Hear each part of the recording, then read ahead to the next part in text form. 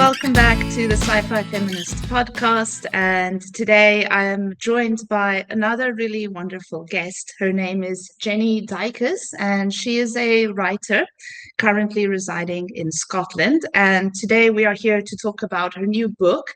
It is called They Know Where They're Going. And yes, the book will be available from the 6th of July. And I'll post a link in the comments where you can purchase the book. But yes, without further ado, let's welcome Jenni. Jenni, thank you so much for agreeing to have an interview with me on the podcast. Can you please introduce yourself to the listeners and what you're currently doing, where you're coming from? Please give us an idea of who you are. Well, hello, everyone.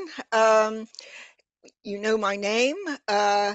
I have been writing all my life. It's been quite a long life, so I still feel I have a lot to write about. I started out in education, ended up working at the National Museum of Scotland for, I think it was about 23 years. And then when I retired, I returned to writing, I won't say full-time, but spending a lot of time writing. It's something I really enjoy. I always wanted to write when I was growing up. And since I retired, I've had the opportunity to concentrate mainly on fiction, which is just a real pleasure for me. And I should add, I've been living in Scotland since 1971.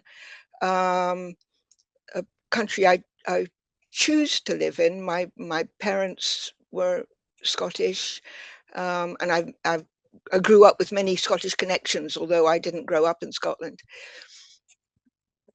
And you mentioned that you wrote all your life.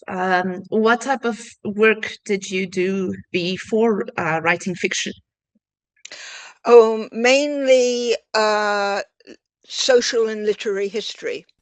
I started out thinking that I was going to have an academic career, and I did for a few years, but then ended up going in a different direction. And fiction, so what made you move over to fiction from the more academic type of writing? In a way, I didn't move over to fiction. I mean, fiction was always, when I was a child, I used to make up stories. And fiction was always what I wanted to focus on. But I had to earn a living. I had 3 children to bring up. So, as I say, it wasn't really until I retired that I had the time and the space to focus on writing stories. When I was growing up, I used to write fan fiction. I don't think that's actual fiction. But yes, it's understandable if you are, money is always an issue. I think for many of us, we want to pursue our passion projects, but then life gets in the way. And so I'm really glad after you retired, you could finally pursue what you wanted to pursue. Yes, I feel very lucky to be honest. It's it doesn't that trajectory doesn't work out for everyone, but it's worked out. It's worked out for me. All right, and so let's talk about the book. So I know your last novel, called Somewhere Else, was actually longlisted for the 2025 Women's Prize for Fiction. So maybe can you talk to us a little bit about that one, and then we can talk about the newest release. What was that about? And yes, is it a prequel to this one? Are they somehow linked, or did they influence each other? Well, it's definitely not a prequel. Okay. It's a very different topic, but there are links with the new novel. Somewhere Else was it focused on the life, the 100-year life of starting in 1906 with a pogrom in Poland, which leaves a young child without a family. Her family are killed, and she's eventually adopted by a family in Edinburgh. So the story of her life and the people that she is connected with, and her own daughter and grandchildren, and yes, so, and it covers, well, as you can imagine, it covers in the course of 100 years, it covers a lot of ground. Yeah. Is it a very long text? It's not hugely long. I'm just going to, I could tell you how many pages it is. There it is. Okay. It's 309 pages. Okay. It, Okay. To it's a bit, cover 100 years in yeah. 300 pages is impressive. Well, it's a bit longer than the new novel. The new novel is not quite as long as that.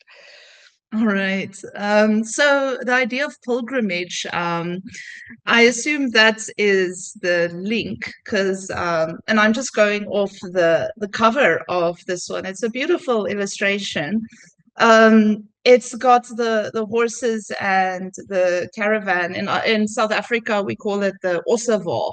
Mm-hmm. I don't know if you know that word, Yeah. ossevaars. So yes, is that the link between the novels?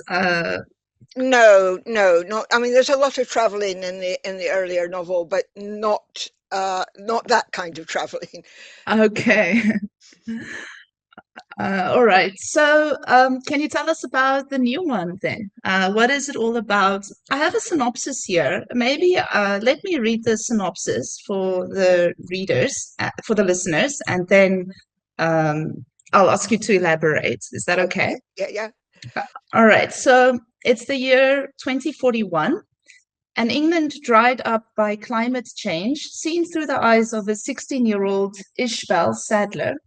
Her Scottish mother has just died, and her family decide to leave their farm in Cambridgeshire and travel north with their horses, dogs, and friends, walking all the way to the northwest of Scotland.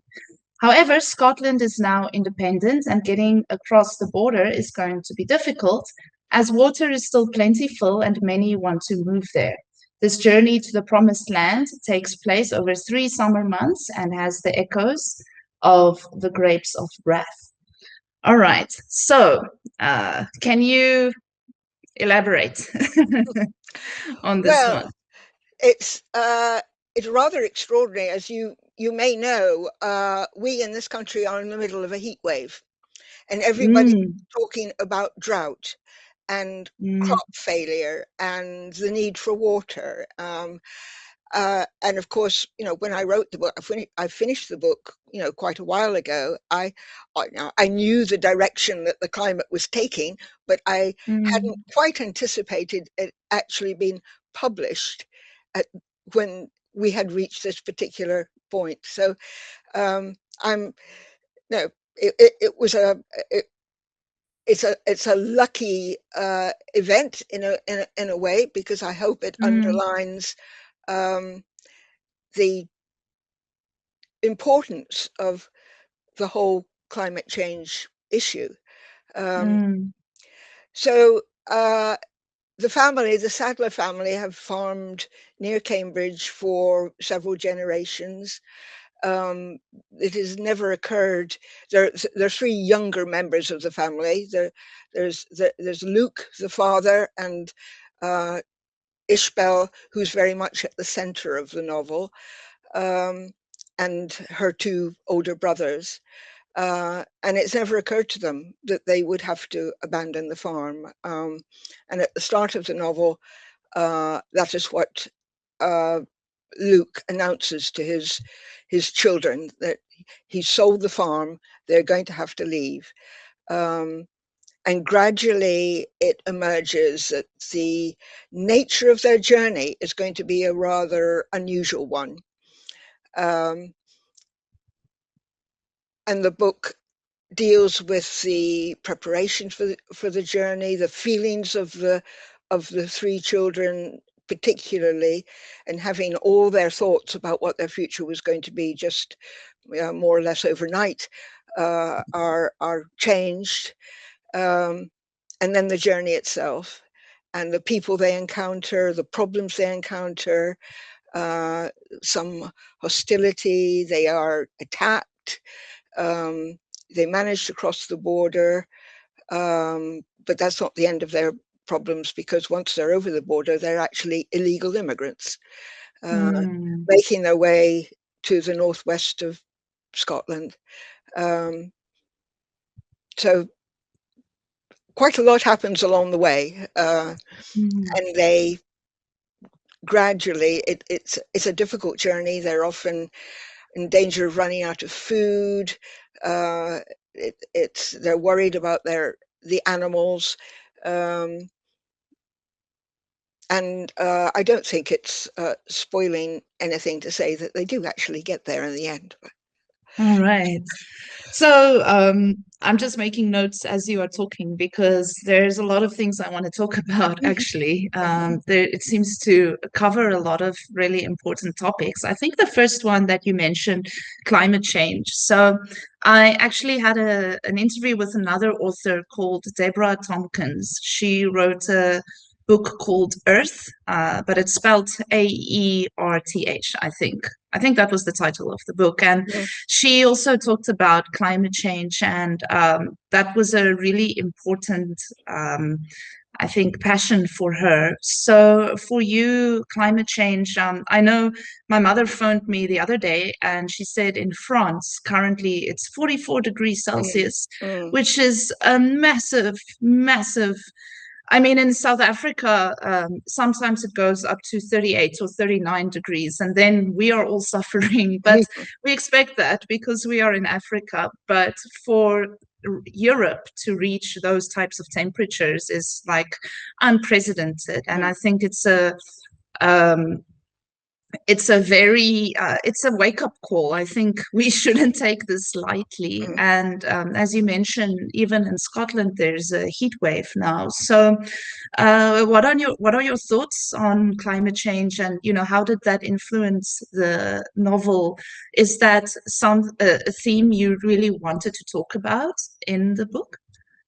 Yes, I mean, the story wouldn't exist if the climate wasn't changing.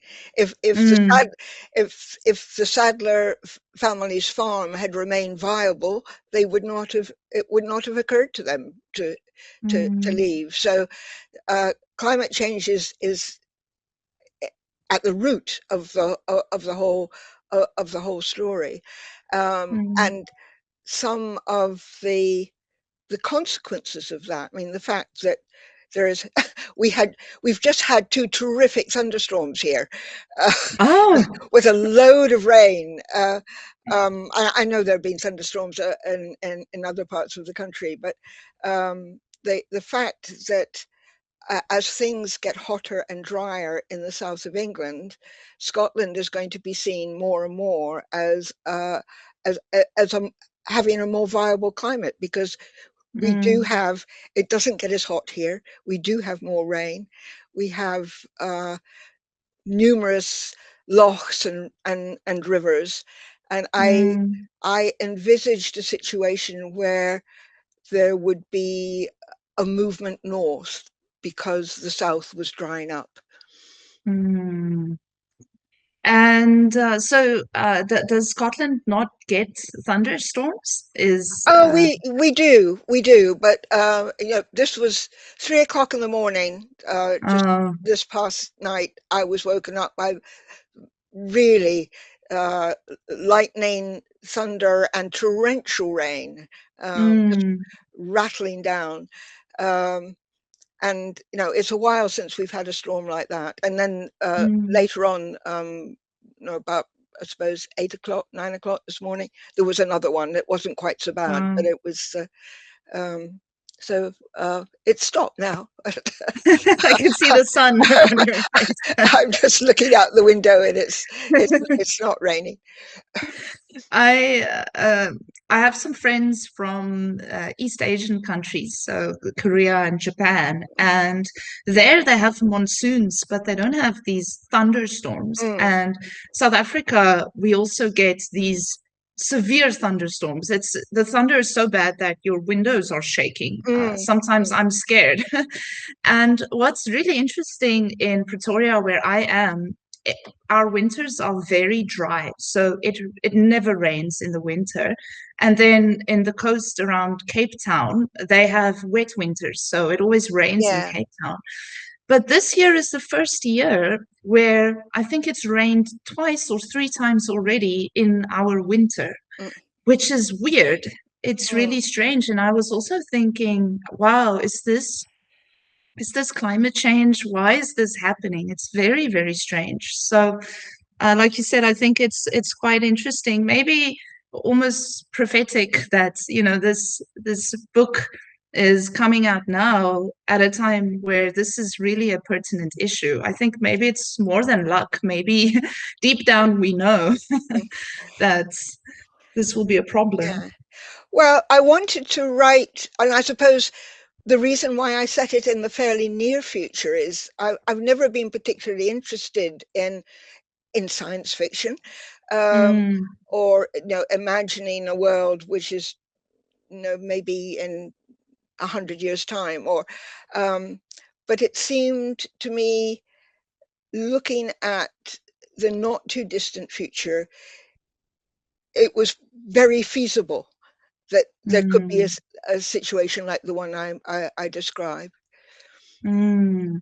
So I think that's the next thing I'm really curious about and I really want to talk about is that date. So 2041. So that's about, my maths is terrible, but what's that, about 15 years into the future? Yes, Is that correct? yes, yes. 15 years. And you mentioned science fiction too. So can you elaborate a bit why that date specifically? I know you mentioned now a bit, you don't want too far into the Mm. future. And science fiction, what is your history with science fiction? Have you written sci-fi before? What possibilities did sci-fi offer you in writing this?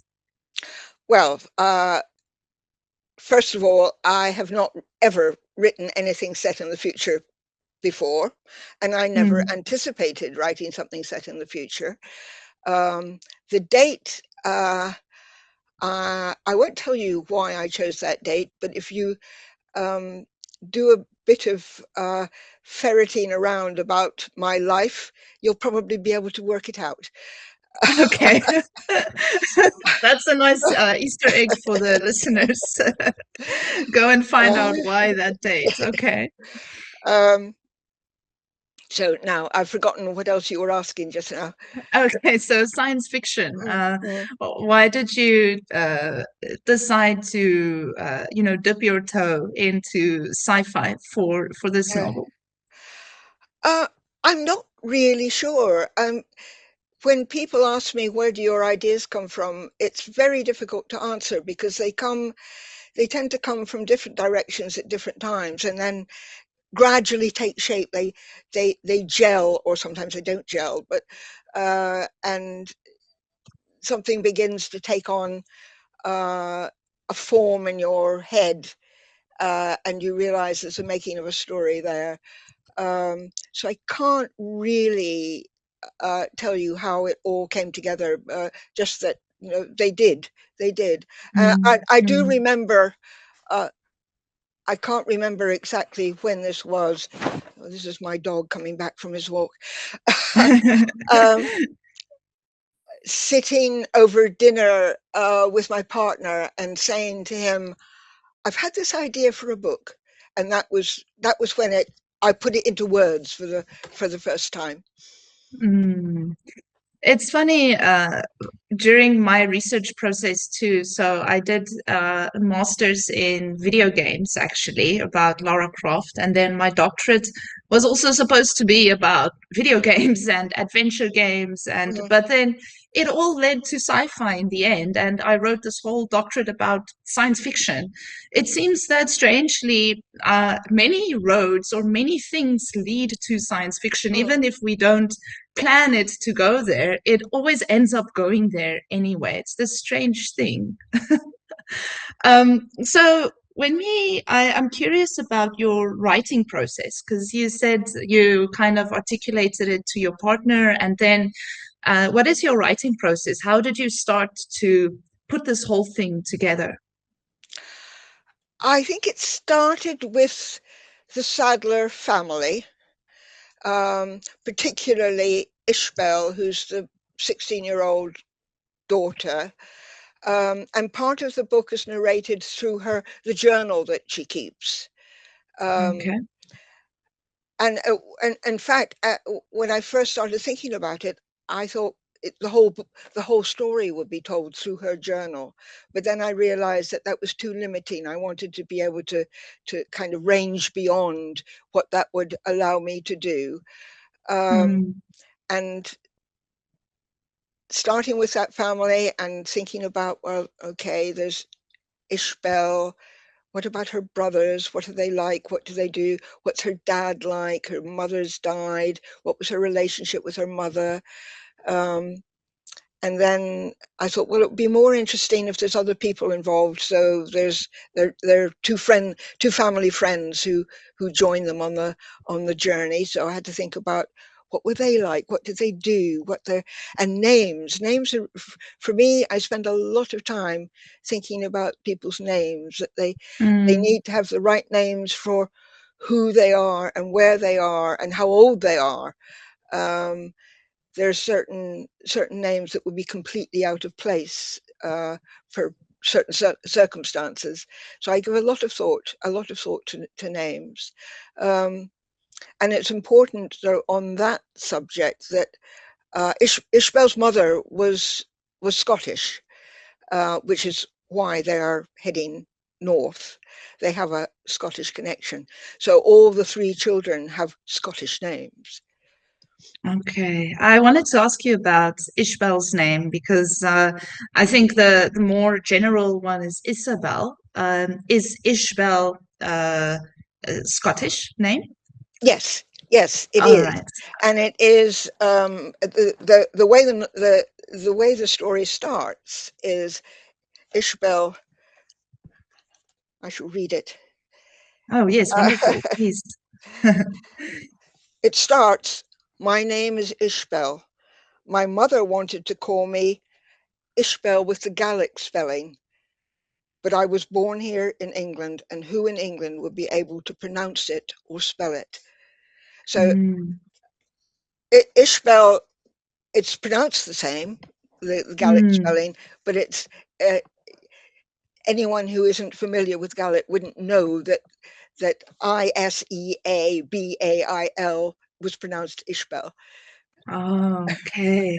It's interesting that that was the first line of the book, am Yes, I right? yes, So it starts with her name. That is the first thing she tells us. yes, Does that name have any significance for the rest of the novel? Is it kind of, some people say our names, we become who we are named.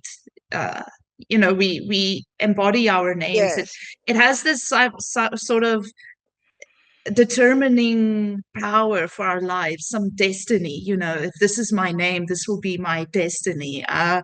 Is there a little bit of that in the book? Why is that so Eh, important? I suppose I wouldn't say there was any sense of destiny, but there is a strong sense of connection with Scotland and particularly Mm, with the Northwest Highlands, which is where her mother came from. So that is a okay. kind of underlying theme, that their sense of connection, or their lack of sense of connection in some cases, with a Mm, particular, very particular part of Scotland is quite important. mm. All right. That's wonderful. I've been studying Anglo-Saxon, and I don't know Oh, if you're familiar good, with it. good for you. Old English. It's beautiful. It's absolutely beautiful. And I don't know, I need to do some research to check if, it's influenced Gaelic or not, or, what the relationship is. But some of the spelling there too, it's got like the G is pronounced Y, yeah, yeah, Mhm, mhm. it becomes yeah. Um, so I was just thinking of that as you were talking. So are there elements of yourself in the novel? Maybe not Oh, autobiographical, but parts of yourself that made it into I the think novel? anyone who writes fiction, Mm, uh, there are always elements of the writer in the novel. How can there not be? yeah. I'm writing from my experience and my understanding, and I'm writing about places that I have known.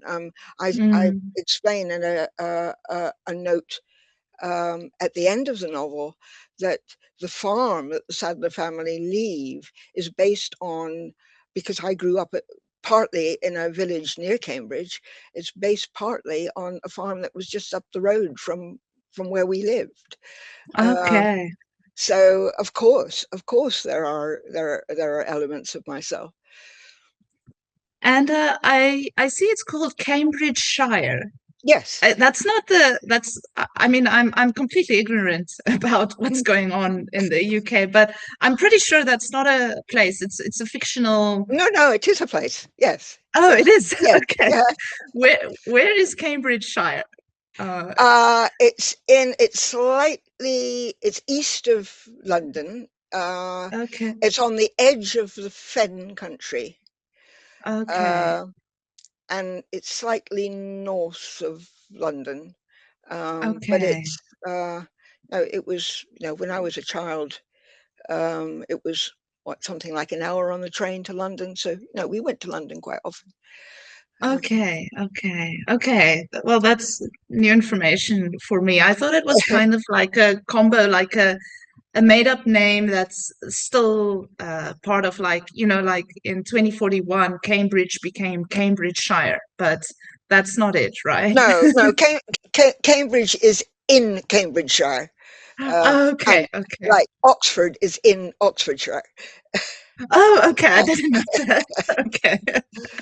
Okay, that's awesome. Okay. All right. And I wanted to ask about your literary influences, or even uh, I don't know, films, what are your influences? What's your favorite literature? And are there elements of that made it into your own work?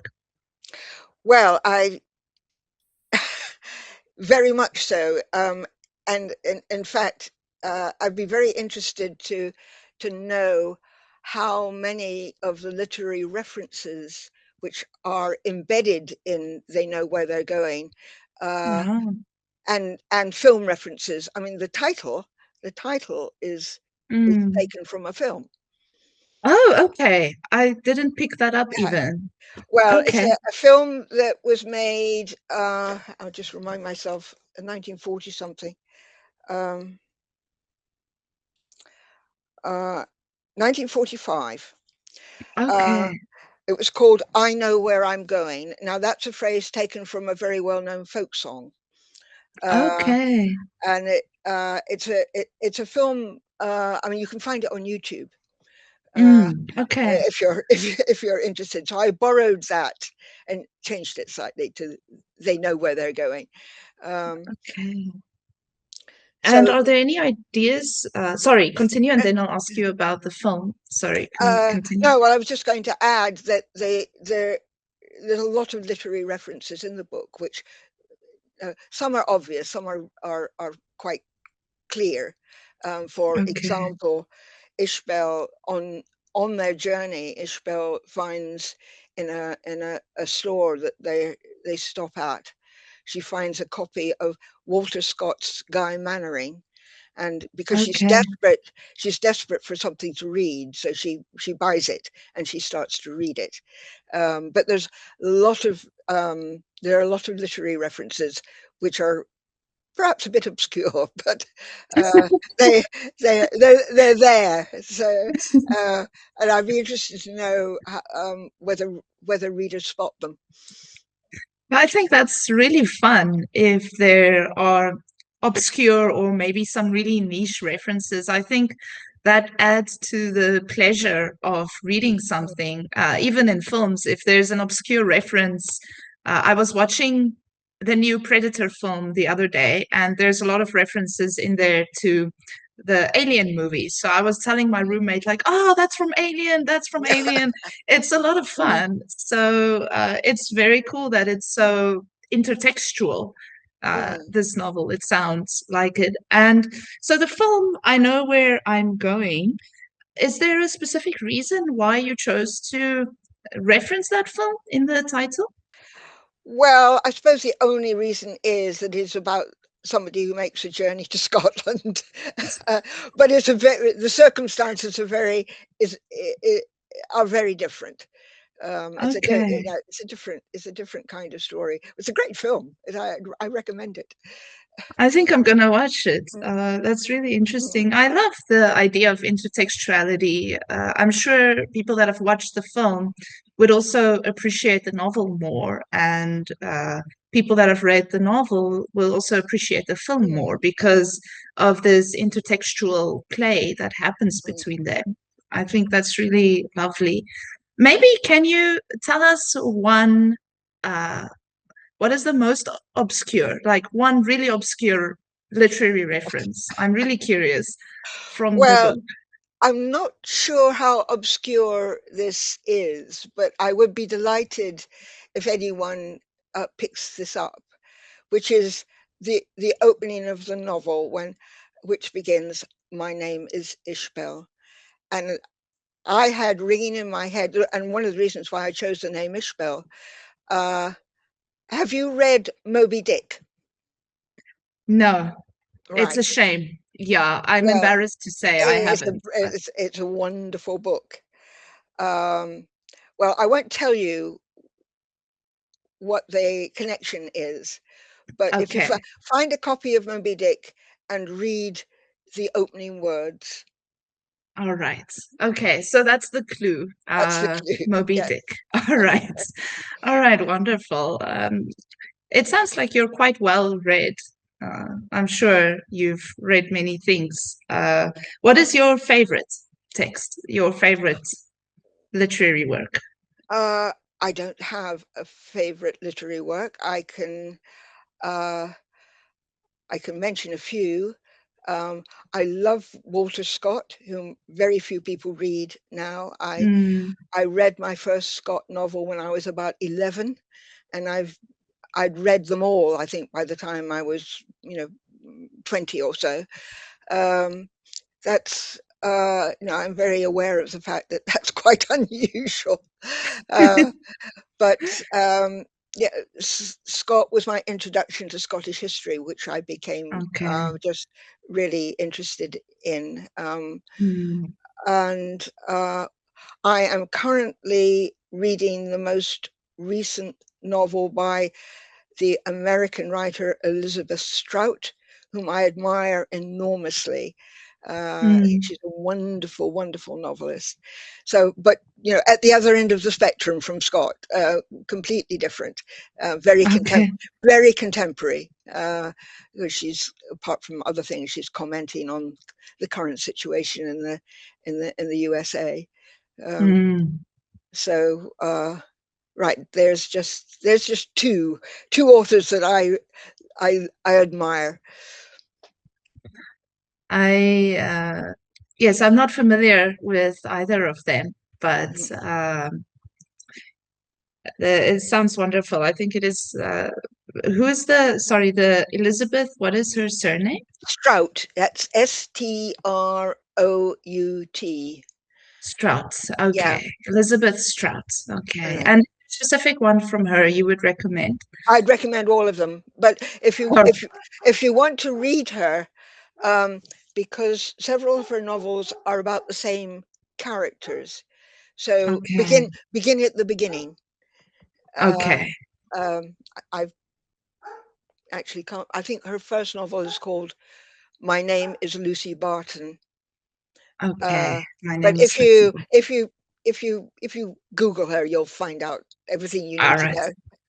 All right. I'll drop her name in the Mm, comments too mm, for the yeah. listeners. All right. And I think the final question I'd like to ask you, do you have any advice for novelists that want to get published, or people that want to make a living out of writing? Do you have some wisdom to offer? I think you have a lot of experience, and I think it would be really nice if you could offer the listeners a piece of wisdom about writing or what you're doing. Oh, well, I'm not sure. I mean, every writer has a different way of doing things. Um, this isn't perhaps not advice, but it's something that has been very beneficial to me, although it may not sound like it. Um, I, in my early days of writing, I had small children, and I learnt to make use of every fragment of child-free time in order to write. Mm, And that mm, has really stood me in good stead throughout my life, because it means that I can, if I have a half an hour, I can sit down, switch on back to what I was writing, and just get on with it. And I suppose that's my mm. advice. Just get on with it. I love that. Just get on with it. I'm a bit of a procrastinator, and I always tell myself, no, to write something profound, I need 4 hours at a time. Mm, Otherwise, but I love this advice. Take all the time, every moment you have, yeah. and just get on with it. Yeah, just take every chance you get. Don't wait Mm, for, don't wait until you're in the right mood, or hoping mm, for inspiration, or thinking you're not going to get interrupted, because you probably will. If it's not a mm. child, it's the phone, or it's somebody at the door, or it's the dog barking, or whatever. Just just carry on. Thank you. I think that's good advice for me too. So thank you. I'll also take that advice with my writing. Jenny, I think that's all the things I wanted to ask you. Do you have any final things you would like to share? Anything maybe I didn't get to, something that you wanted to share or use this platform to talk about? I would just encourage people to read the book. Definitely, of course. Yes. I will post a link to the book. And yes, I And am also going to try and get a copy of it. I should add that it is actually available now, so Oh, is it? you Okay. don't have to wait until the 6th of July. All right, wonderful. All right. So yes, it's available now. Go and buy the book. I'm also gonna try and get a copy and do it for some holiday reading. Thank you so much, Jenny. I really enjoyed this time with you in this interview. And yes, if you have more work upcoming in the future, then please let's keep in touch and let's talk about it again. Well, that would be great. Thank you very much.